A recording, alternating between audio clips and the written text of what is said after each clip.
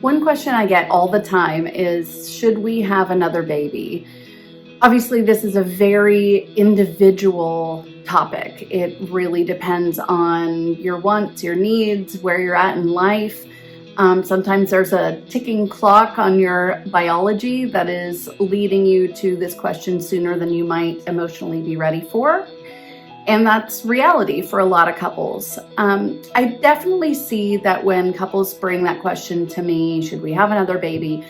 What it really indicates is not having a closed door yet, right? That there's a lot of room of ping-ponging back and forth with should we, shouldn't we, pros, cons. There's a lot of considerations about finances, spacing siblings apart. Maybe there's some gender wants and needs if you have, two boys and you're hoping for a girl or vice versa. And sometimes there can be outside influence of family members or friends that might be asking the question on your behalf.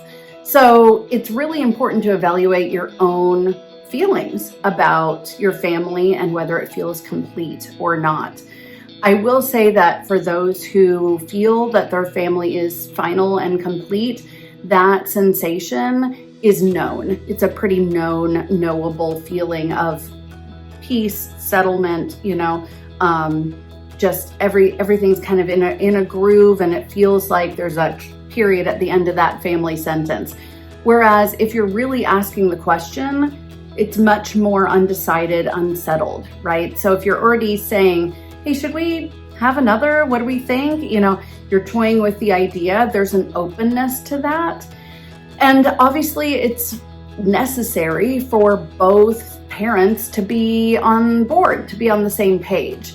So really we're looking for indicators of, where does that need and desire come from? Is it close? Is it like, yeah, I don't know. We're kind of in, we're feeling it. I don't know, pros, cons. Or is there a big difference between how you feel or how your partner feels?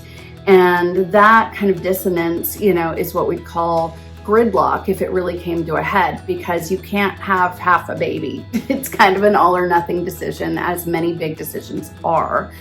So that's when you really want to up your skills game in the communication department. And I love helping walk couples through those decisions. One thing that when you are in a state of indecision, that has helped a lot of my clients, is what I'd call wearing the decision. So if you're thinking about, let's say, having your third, and you're really not sure how it will affect your finances, your family, all the dynamics, your time, your energy, your bandwidth, I would say instead of ping-ponging back and forth, should we, shouldn't we, pro, con, that just escalates a lot of indecision and anxiety. Instead, have you and your partner sit down and decide that, okay, for a whole day, we're gonna wear the decision that, yep, we're pregnant. Here it comes, third baby on the way.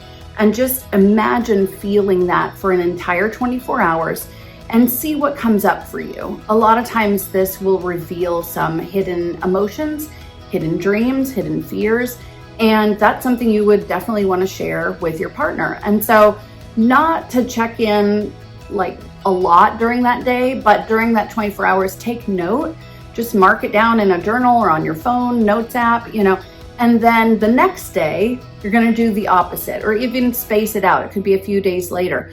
And you're gonna wear the decision that, nope, it's not possible. Our family is complete.